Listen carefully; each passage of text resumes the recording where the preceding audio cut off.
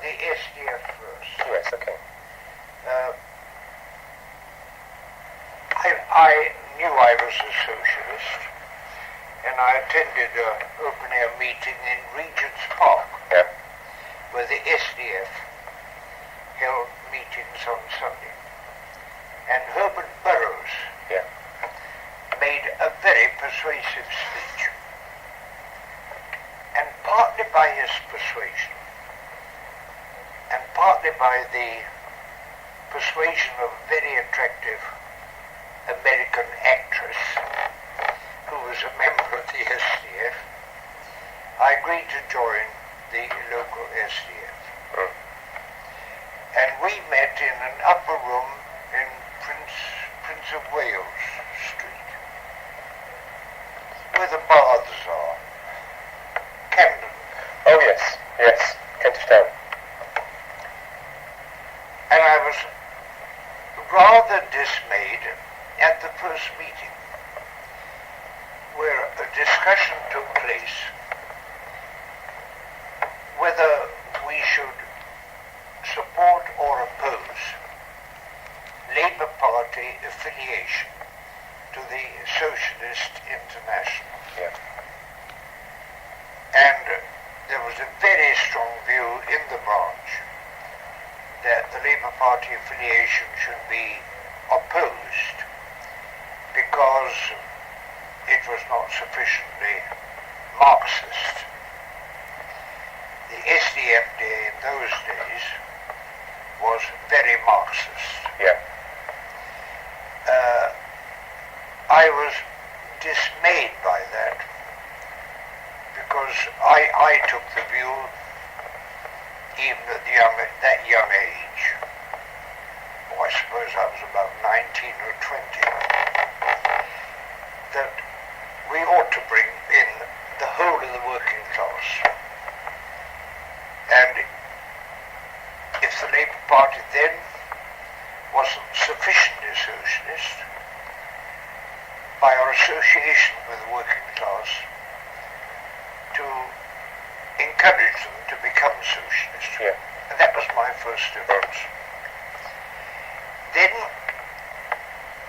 there was a strike at, I forget the name, the big drapery store in Camden High Street. And the SDF recruited pickets for it. And I had my first experience when I was about 19, 20 in the picket line outside that strike, which was being conducted by the shop assistants.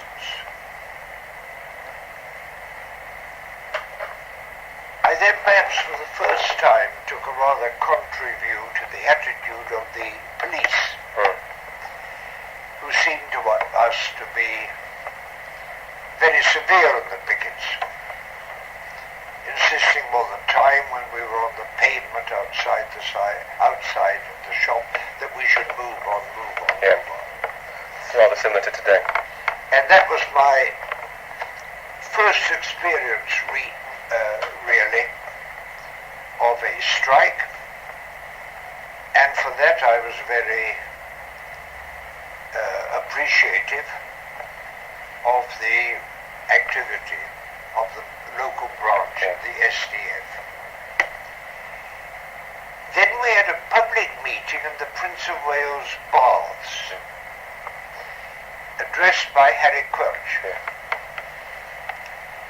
His speech was very different from the speech of Herbert Burrows, which led me to join the SDF.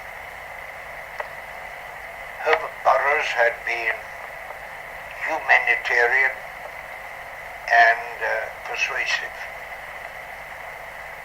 Harry Quelch was very aggressive, very class war, very negative, and I was repelled by it. Yeah.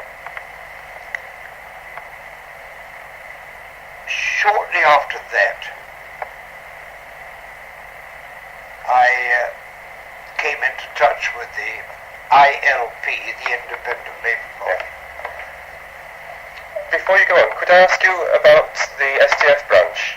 What sort of active membership was, how big it was, and what sort of people were active in the branch? Was it mainly manual workers, or was it a mixture, and was it predominantly male, or were there some women members as well? My memory is that our branch meeting we had about 12. Oh. It was in a comparatively small upper room over a shop in Prince of Wales's Road. Oh, I would say they were mostly men, but three or four women. Yeah. And it was a mixture of very working class people with, I won't say intellectuals, but the artistic type. Yeah. Of whom the American actress was rather typical. Well, I wouldn't say that I saw within it much conflict between the intellectual and artists and the working class. Though I did find that later in the ILP. Mm-hmm. Where were you living at this time? At that time I was in digs. 4 or 5 of us were in digs. We felt we were being overcharged. Mornington Crescent, is that right? And we all left together. We all went on strike and took other digs. And in the new digs, we paid only for our beds. And each of us in turn bought enough for tea and breakfast and coffee at night. And we used to, when we went to those new digs, I joined the ILP. Was this in the Finsbury area? No, this was still in the Camden Town area. Yeah. It was a house just near South Camden Town Station. Yeah. And each of us took it in turn to buy the provisions, and if we spent more than 5 shillings a week each, we got into trouble.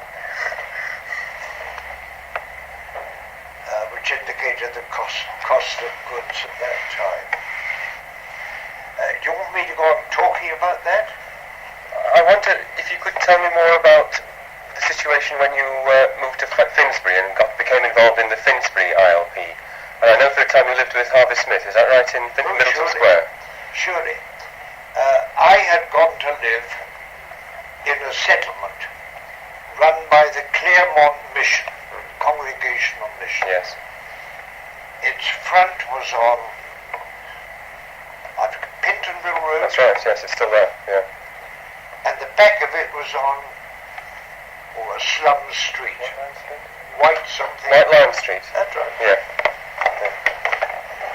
Because that was one of the famous meeting places in the 1880s. It's where one of the secular societies met.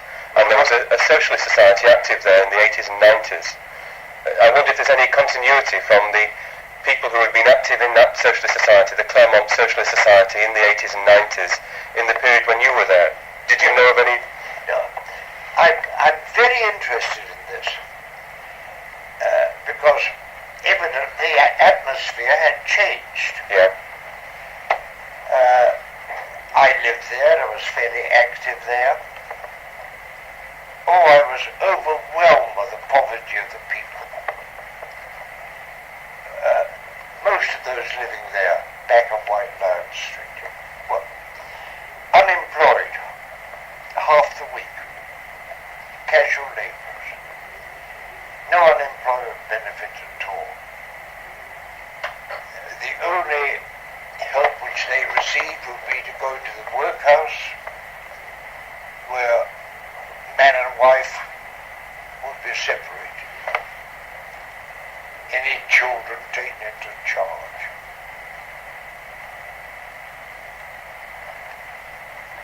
We ran a children's Sunday meeting. And children came to that Sunday meeting who were hungry. They were hungry every day when they went to school. I got very interested in the conditions of home workers, making cardboard boxes, artificial flowers, and astonishingly, putting the bricks into toothbrushes. Really? And they were doing this in vermin-worn rooms. I wonder whether toothbrushes were so hygienic as they were supposed to do. They worked all the hours of the day and night. There were 3 women who were doing cardboard box making. One of them died. And even with her coffin in the room, the other 2 women had to go on making their cardboard boxes just to get enough food to exist. And I was appalled by all that poverty. And I joined the local branch of the ILP. I was nominated to stand as a candidate for the Borough Council. Was this whilst you were still living in the Claremont settlement, or when you were in Middleton Square? I was nominated while I was still living in Claremont settlement. Yeah. And when the parson in charge heard that I was to be nominated as a socialist candidate, he said I could not continue to live there. Yeah. And that's in contrast with what you said. Very much so. That there was originally a socialist society. And I then went to join Harvey Smith, who was the secretary, perhaps chairman.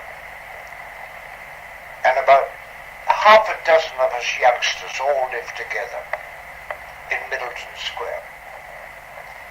And socialism just became our religion. We never had any idea of personal careers or getting on. It was all service to socialism. The Labour Party had just formed a group in the House. Everyone was talking about socialism. Papers were full of it. We used to go on Sunday afternoons to Woodfields in Tottenham Court Road. We used to get up late on the Sunday and just go to a little cafe in a road off Camden leading to Regent's Park Road, little cafe there. Brockway. Probably. Yeah. And then we went to Whitfields where for 6pence after the meeting we could eat as much as we liked. That was marvellous. For a time we heard that at the Baptist Chapel, Bloomsbury, they only wanted 4pence. So we transferred to Bloomsbury.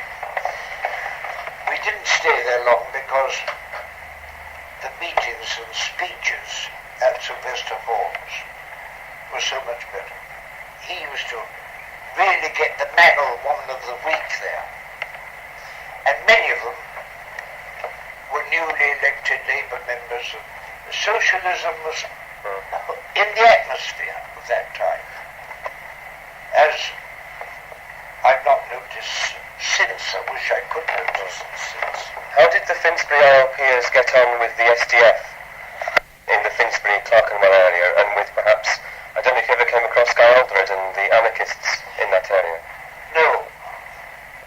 I've got no memory at all of any relationship with them. But were you aware that they were existing, or not even that? Yeah.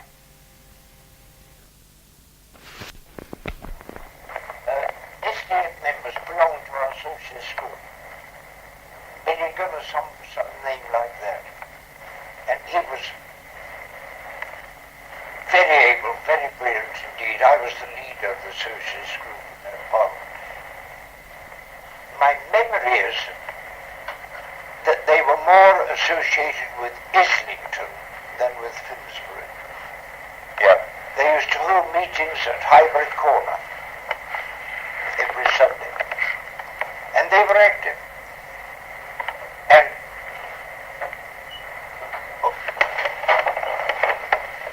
we cooperated. There was no antagonism, no conscious antagonism. Were there still meetings then on Clerkenwell Green, regular Sunday or weekly meetings on Clerkenwell Green or at Garno Place or any of those locations which were once popular speaking points? I've only memory of one meeting there. Mm-hmm.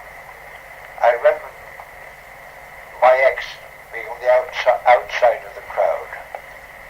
So they must have held meetings at that time. Fairly good meetings. I mean, a crowd of 100 perhaps, Yeah. who were meeting there. Mm. And I'm not sure under what auspices. I should think probably at some kind of joint gathering, some immediate issue. I spoke there, I remember speaking there, and having quite a good crowd. Clerkenwell Green that was. Mm.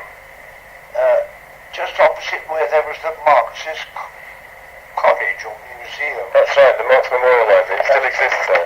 Yes. That one. These are very distant memories. Did the Finsbury ILPers have any contacts with the Radical Working Men's Club? I think the Patriotic Club was still going somewhere in Clerkenwell in that time, and there was the North London Working Men's Club in Pentonville in Rodney Street. Sure. Did the ILP have good links? Did they provide regular speakers or find much sympathy amongst members? I don't know.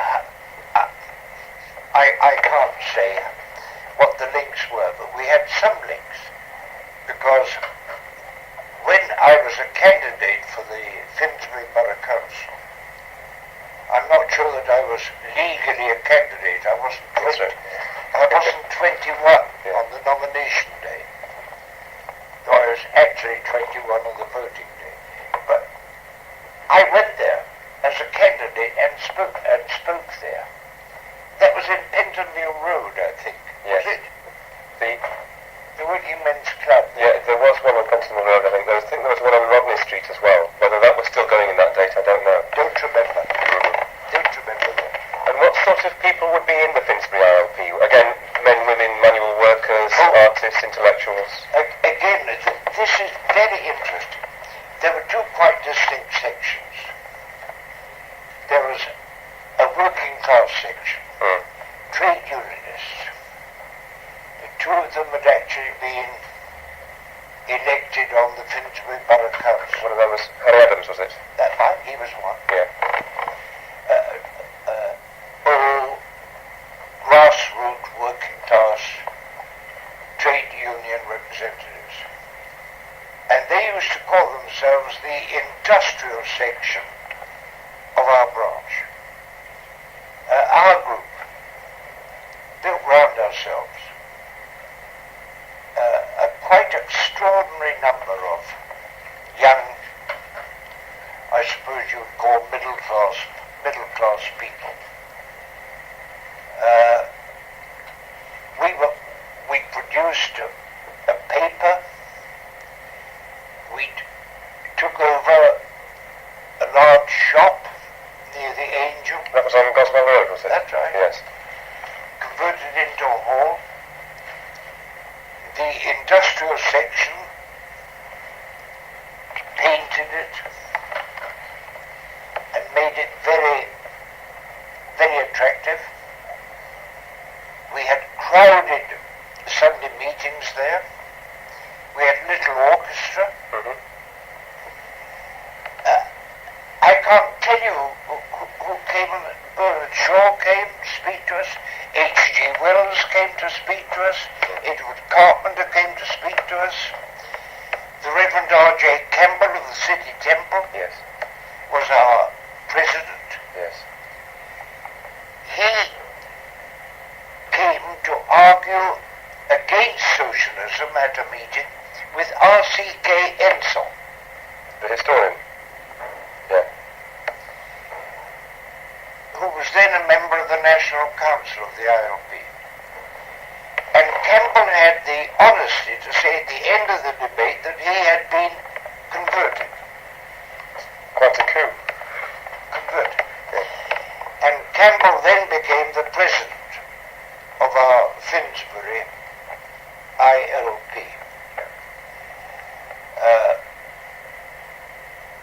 Shaw and Wells, Slessor, who became Judge Slessor.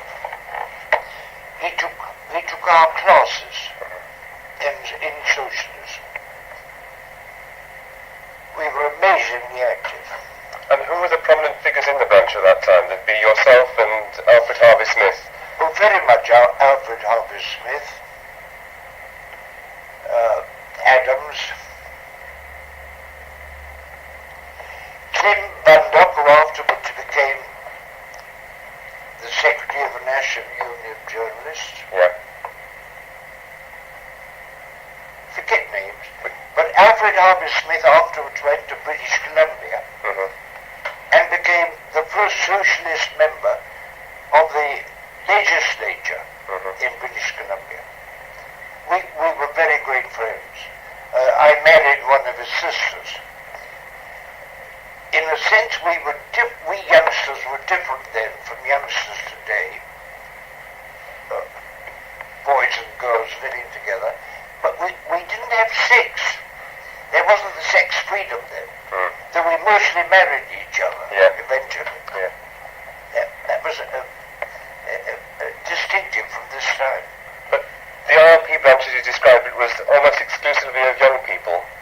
Was that true of, generally speaking, or did you get older people coming along to meetings or giving support? My memory isn't really very clear. I should have thought it was a very cross section. May have been some old people in it. We were very active on the unemployed issue. I mean, the first speech I made publicly was to demand benefits for the unemployed. Work or maintenance, that was our slogan at that time. This would be fighting for the right to work bills and trying to get Labour MPs to support that bill. That's right, yeah. That's right. And O'Keir Hardy came, of course. How popular did you find that campaign? Did you get substantial support from local people? Oh, very. I mean, for example, we had a Liberal Indian as our member of Parliament. Dadabi Naroji, is it? Or was it? No. He was earlier, much earlier, yes. But his name began with D, I think. Yeah. And Finsbury had a Liberal Indian member of Parliament who was a radical. And we were aiming at the next election of, in his place, having a real Labour member. And W.C. Anderson, who was chairman of the ILP for a time, flirted with the idea of becoming our candidate. We used to speak at men's meetings in connection with churches. Were very popular at that time. These would be non-conformist churches, would they? Yeah. Principally, yeah. And I remember speaking at one, Middleman Street. Quite a big meeting. It was before some procession and celebration. The army and navy were going to be there. My speech was in favour of a procession of craftsmen and working class women workers. And you haven't spoken much about, there were obviously some women involved, because from the way you speak there were some women living in Middleton Square, but again primarily men in the majority, was it? Huh? Was it primarily men in the majority in the Finsbury ILP, as it was in the SDF? Possibly so, but I wouldn't say not nearly so much so. Yeah. I mean, we had school teachers. We had Dolly Lansbury. I think she became an actress afterwards. We had Harvey Smith girls. We had Edith or Ethel Baker. We had a large number of young women, particularly young women. And what were your relations like with the trade unions, local branches of trade unions? Not as strong as they are now. Our relationship with them was with the Islington Trades Council. Yeah. I wish I could remember the other name, Adams and someone else. They had been elected to the Finsbury Council, not very definitely as socialists. Was this Coleman or King? That's right. Coleman. Coleman, King, Adams. Yeah. Three. Yeah. That's right. And did you have, then at that time, Clerkenwell was still one of the centres of the jewellery and watchmaking trades? Oh, very, very much so. What about, were those watchmakers and jewellers at all politically active as a group, or were individuals among them politically active in the ILP or other groups? I find it difficult to say because they were not in our branch of the ILP. I see, yeah. I think probably they were in some local SDF because the SDF was stronger in Clerkenwell and Islington. Yes. We were stronger in Finsbury. In between almost. In between. Yeah. But I can only say from memory, I'm very much in my mind the jewelry workers there. Yes. Find it difficult to say what the actual incidents were. Yes. I'm very well aware of them. What other trades would be well represented in that area? What trades would be well represented in the Finsbury area at that time? Well, appallingly casual workers, unemployed, manual workers. Would there be also perhaps skilled workers, artisans, printing compositors, or would they mainly be in other parts of the district? They may have lived there. But they didn't work there? I don't think they had factories there. Don't think so. Yeah. And how would you summarise the political debate at that time locally? Was political debate one of the major topics, or was there a general apathy which was only broken at rare times at elections? Or could you actually find a ready audience for your ideas without difficulty? During those few years, there was great political interest. Yeah. This was in the public. This was because of the rise of Labour in Parliament, or First time a Labour group, right? Yeah. Victor Grayson winning Colne Valley. His suspension from the House. Keir Hardie's leadership of the Labour group. Yeah. And there was very great political interest and tremendous discussion of socialism as socialism. Yes. More in those few years, a discussion of socialism as socialism than I've known since. Yeah. Ever since Labour politics has become concerned with particular evils of the time. Unemployment now, you see. There have been the two wars. Then it was a discussion of the fundamentals of socialism, of a new society. But didn't you find it hard to break many working men from their allegiance with the Liberal Party, which was still perhaps strong in an established working class area such as the Finsbury? A little, because our Member of Parliament called himself Labour as well as Liberal. And undoubtedly he was a radical. And certainly that was difficult.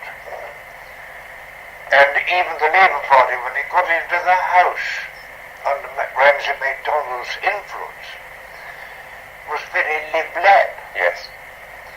With arrangements in two-barrel constituencies for Liberal and Labour. Yeah.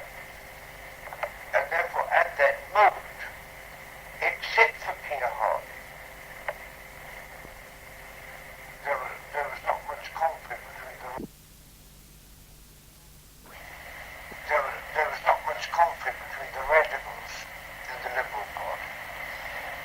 saw, yes, he saw that Labour must defeat the Liberals before it had the opportunity of gaining strength. My first book was on Labour and Liberalism, with an introduction by Hardy, because I was very much his protege.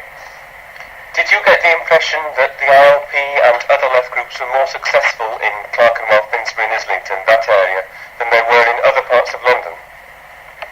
Had you a bigger branch or a more active branch than similar districts? I think quite likely so, because people used to come to us from different parts of London because we were active.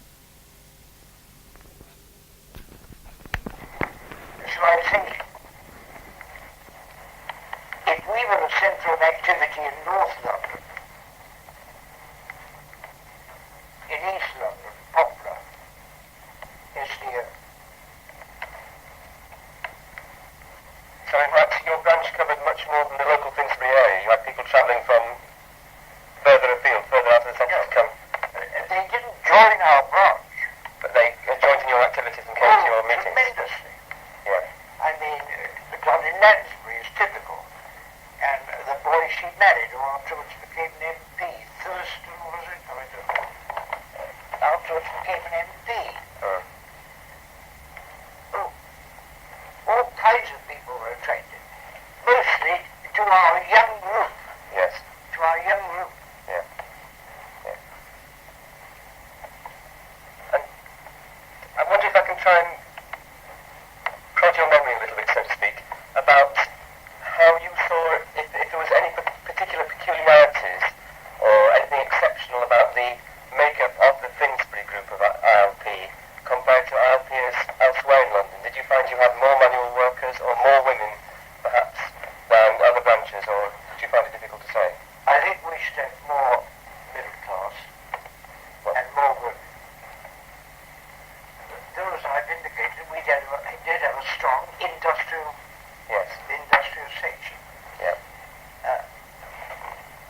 We felt ourselves to be two sections, though we were friendly and cooperative. We used to laugh at each other a bit. They would be the industrial section.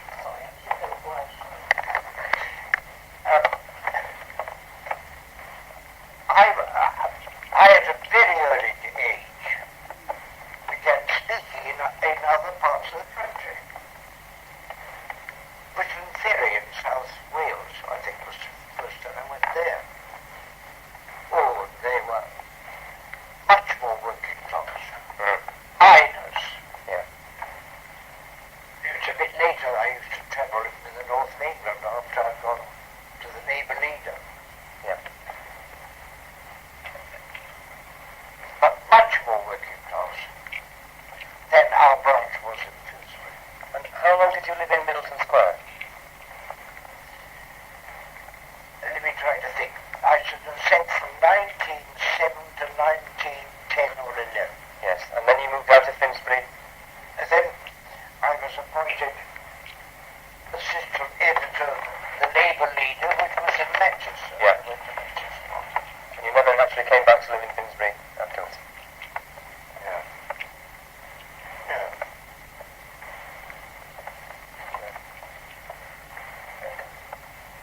Well, I think that's covered the ground that I wanted to cover with you. Well, I don't admirably. It's not so much about Clerkenwell as I should have liked, but my association wasn't very... Yes. I think hearing your recollections makes it much easier for me to get a much clearer picture of what was happening at that time, the various, especially the way that people regarded socialism, because it's very difficult being involved in left organisations today to try and think through and what the motivating force was of socialists 70, 80 years ago. I'm sure you agree. Yeah. I mean, we youngsters thought that we'd realise socialism in a decade. Yeah. 10 years at that time. So it's almost millenarianism. It's almost millenarian, expecting a socialist